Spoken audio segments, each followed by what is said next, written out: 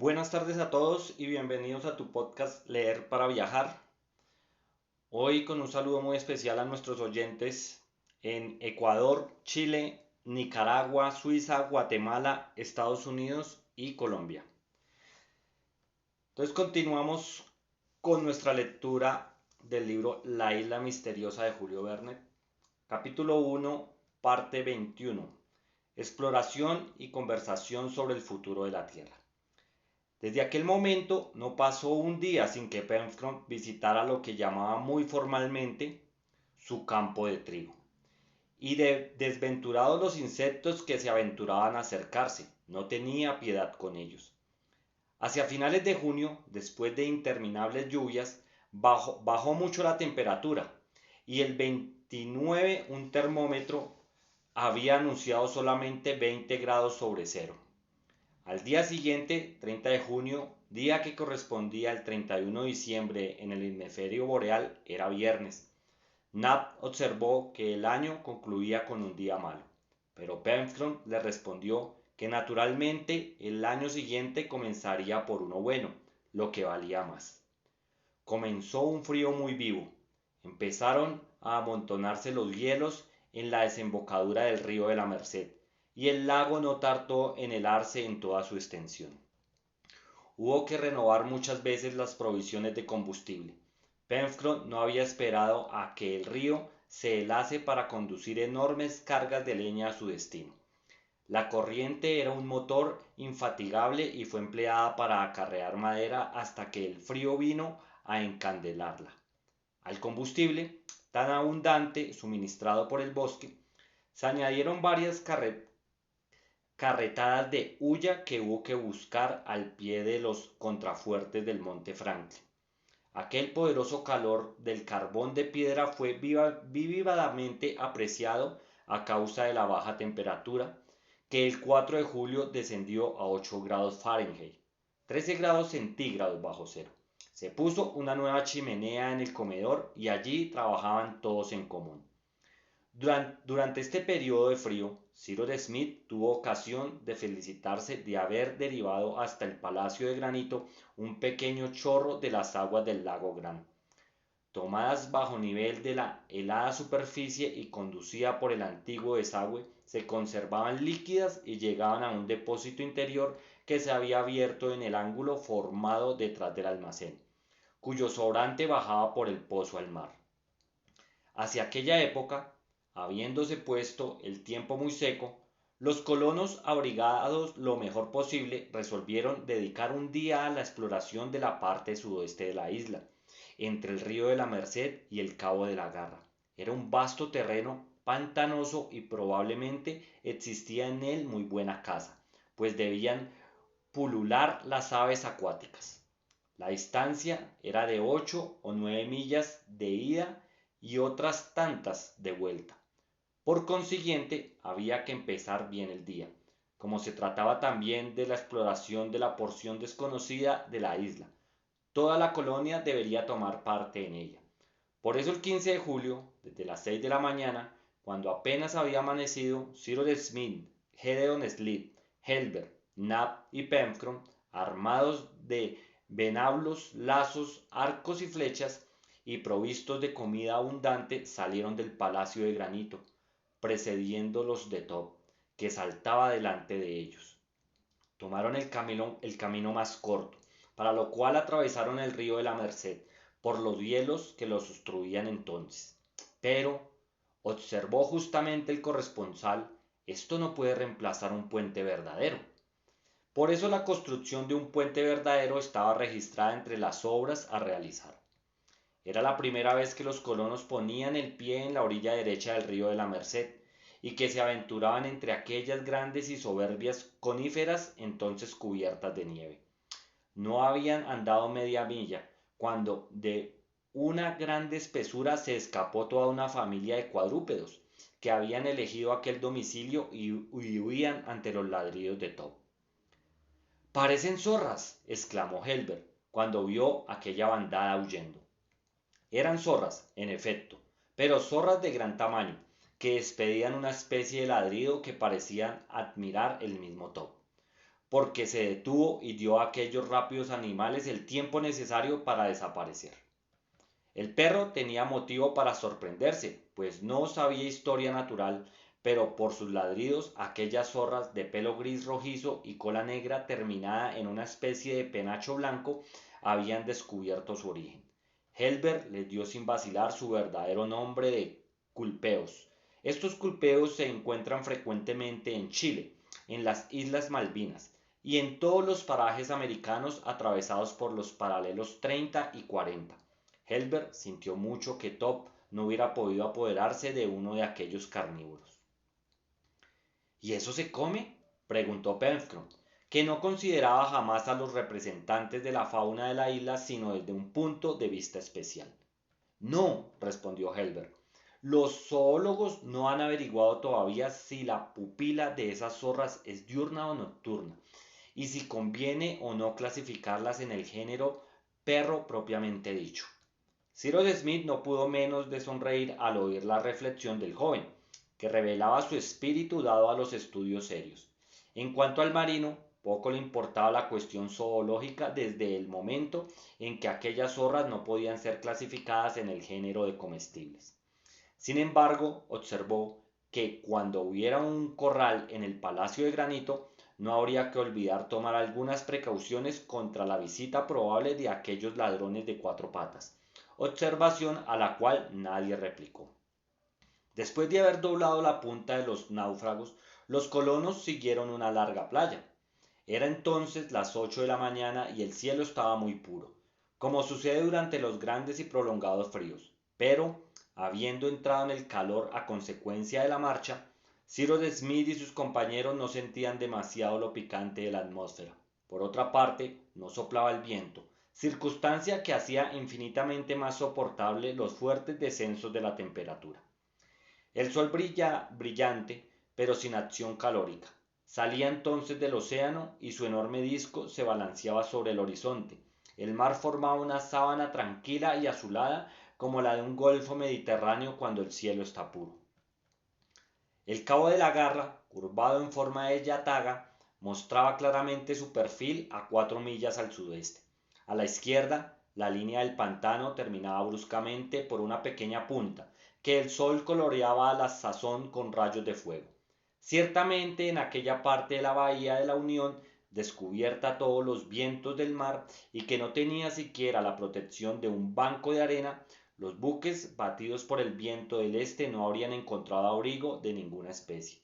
Se conocía por la tranquilidad del mar, cuyas aguas no turbaban ningún alto fondo, por su color uniforme, no manchado por ningún matiz amarillento, por la ausencia, en fin, de todo arrecife, que aquella costa era acantilada, y que el océano junto a ella encubría profundos abismos. En segundo término, hacia el oeste, se desarrollaba, pero a distancia de 4 millas, las primeras líneas del bosque al que los colonos habían dado el nombre de Far West. Los colonos podían creerse, por decirlo así, en la costa desolada de alguna isla de las regiones antárticas invadidas por los hielos. Hicieron alto en aquel paraje para almorzar, encendieron una hoguera de la maleza y hojarasca, y Nab preparó el almuerzo de carne fiambre con algunas tazas de té de Oswego. Todos miraban a uno y a otro lado mientras comían. Aquella parte de la isla Lincoln era realmente estéril y contrastaba con toda la región occidental, lo cual indujo a Smith a reflexionar que si la casualidad les hubiera arrojado desde el primer día en aquella playa, habrían formado de su futuro dominio una idea muy desfavorable. Y aún creo que no hubiéramos podido llegar a tierra, respondió el ingeniero, porque aquí el mar es profundo y no nos ofrecería ni una roca para refugiarnos. Delante del Palacio de Granito por lo menos hay bancos de arena y un islote, cosas todas que multiplicarían las probabilidades de salvación. Aquí nada más que el abismo. Es muy singular, observó Gédon Spilett, que esta isla relativamente pequeña presente un suelo tan variado. Esta diversidad de aspecto pertenece lógicamente a los continentes de cierta extensión. Parece que la parte occidental de la isla Lincoln, tan rica y tan fértil, está bañada por las aguas cálidas del Golfo de México, y que las orillas del norte y del sudeste se extienden por una especie de mar ártico. Tiene usted razón, mi querido Slip, intervino Cyrus Smith. Y es una observación que me he hecho yo también. Encuentro muy extraña esta isla tanto en su forma como en su naturaleza. Parece un resumen de todos los aspectos que presenta un continente y no me sorprendería que lo hubiese sido en otros tiempos. ¿Cómo? ¿Un continente en medio del Pacífico? Exclamó Pencroff. ¿Por qué no? Repuso Ciro. Porque Australia, Nueva Irlanda, todo lo que los geógrafos ingleses llaman la Australasia, unidas a los archipiélagos del Pacífico, no habrían formado en otro tiempo una sexta parte del mundo tan importante como Europa o Asia, como África o las dos Américas. Mi entendimiento no se niega a admitir que todas las islas que sobresalen en este vasto océano no sean cimas de un continente hoy sumergido, pero que dominaba las aguas en las épocas prehistóricas. ¿Cómo en otro tiempo la Atlántida? Observó Helbert. Sí, hijo mío, sí, la Atlántida ha existido. ¿Y la isla Lincoln habrá formado parte de este continente? Preguntó Pencroff. Es probable, respondió Ciro. Y eso explicaría suficientemente la diversidad de productos que se observan en su superficie. Y el número considerable de animales que la habitan todavía, añadió Helbert. Sí, hijo mío, repuso el ingeniero. Y tú me das con esa observación un nuevo argumento en apoyo de mi tesis. Es cierto por lo que hemos visto que los animales son muy numerosos en la isla, y lo que es todavía más extraño, que las especies son muy variadas. Hay para esto una razón, a lo que yo entiendo que la isla Lincoln ha podido formar parte de otro tiempo de algún vasto continente que poco a poco se ha ido deprimiendo hasta sumergirse en el Pacífico. Entonces el mejor día, dijo Pencroff, que no parecía convencido, lo que resta de este antiguo continente podrá desaparecer y ya no habrá tierra entre América y Asia. Sí, repuso Cyrus Smith, habrá los nuevos continentes que en este momento están fabricando millones y millones de animalitos. ¿Y qué clase de albañiles son esos? Preguntó Pencroff. Los infusorios del coral, contestó Cyrus Smith. Ellos han fabricado, por medio de un trabajo continuo, la isla de Clermont, Tornere, los atolenes y otras muchas islas de coral que cuentan el Océano Pacífico. Se necesitan 47 millones de esos infusorios para formar el peso de un grano. Y sin embargo, con las sales marinas que abastecen, que absorben con los elementos sólidos de agua que asimilan, esos animalitos producen la calcarea y esa calcarea forma enormes construcciones submarinas, cuya dureza y solidez son iguales a las del granito. En otro tiempo, en las primeras épocas de la creación, la naturaleza por medio del fuego ha producido las tierras por levantamiento, pero ahora encomienda a los animalitos microscópicos la tarea de reemplazar a aquel agente, cuyo poder dinámico en el interior del globo ha disminuido evidentemente, como lo prueba el gran número de volcanes hoy extintos en la superficie de la Tierra. Creo yo que sucediéndose los siglos a los siglos y los infusorios a los infusorios, este mar Pacífico podrá convertirse un día en un vasto continente, que vendrá a ser habitado y civilizado por nuevas generaciones. Para largo va eso, repuso Pencroff. La naturaleza tiene tiempo para todo, añadió el ingeniero. ¿Más para qué han de salir nuevos continentes? Preguntó Helbert. Me parece que la extensión actual de los países habitables es suficiente para la humanidad y la naturaleza no hace nada inútil.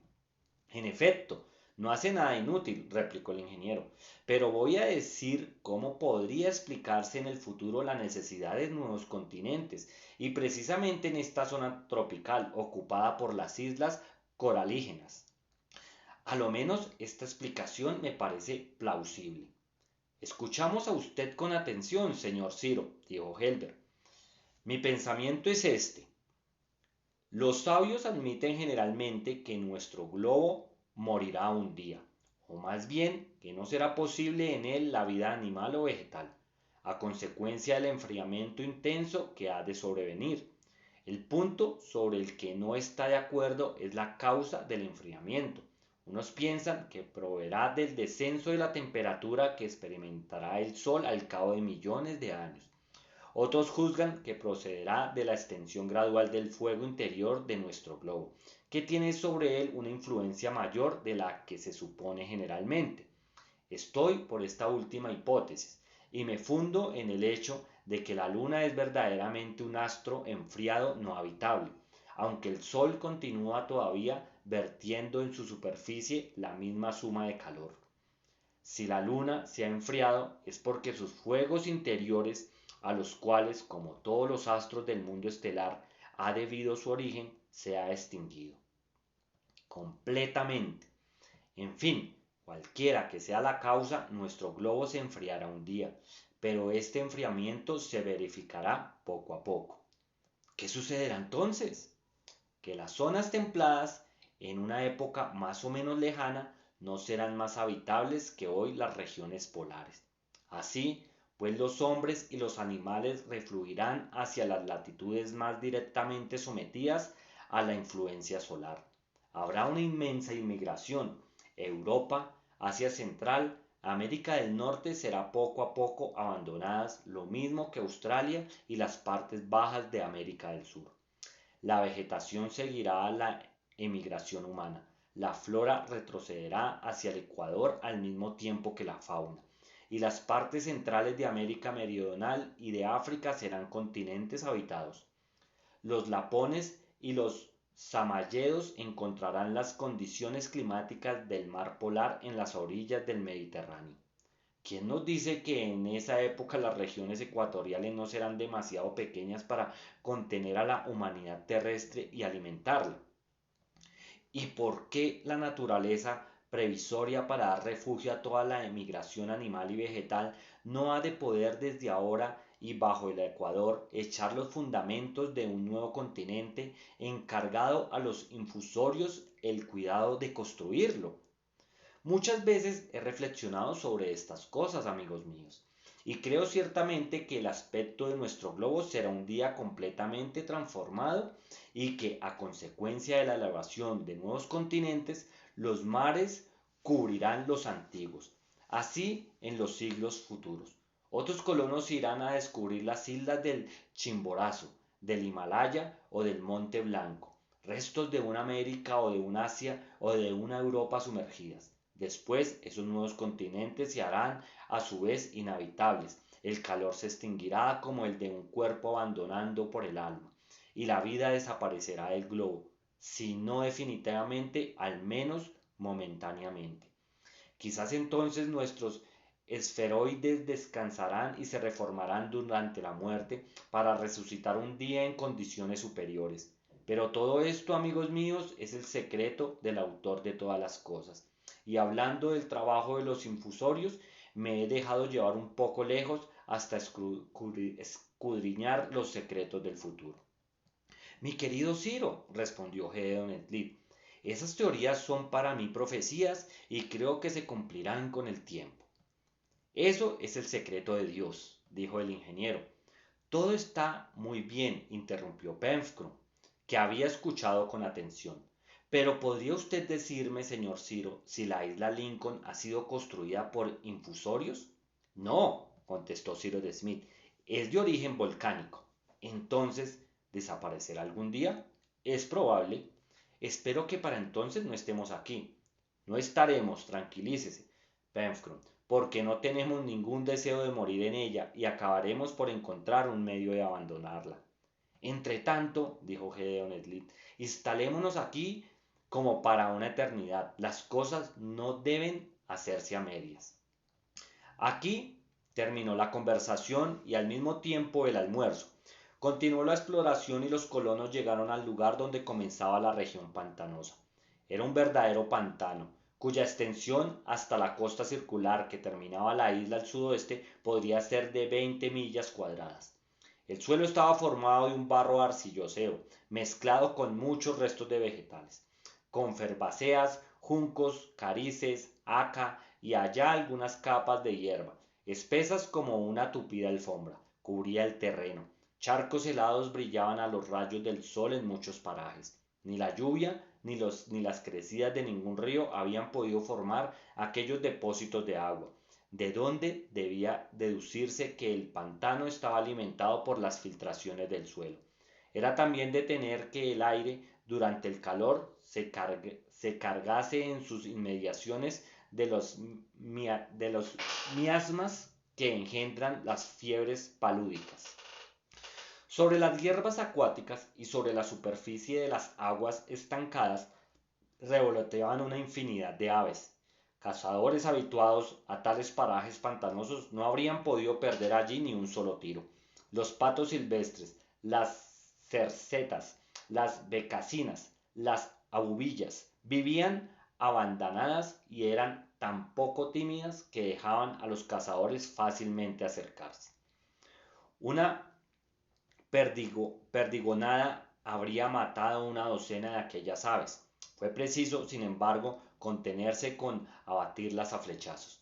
El resultado fue menor, pero la flecha tenía la ventaja de no espantar a las aves, mientras que la detonación de arma de fuego las habría hecho huir de todos los puntos del pantano.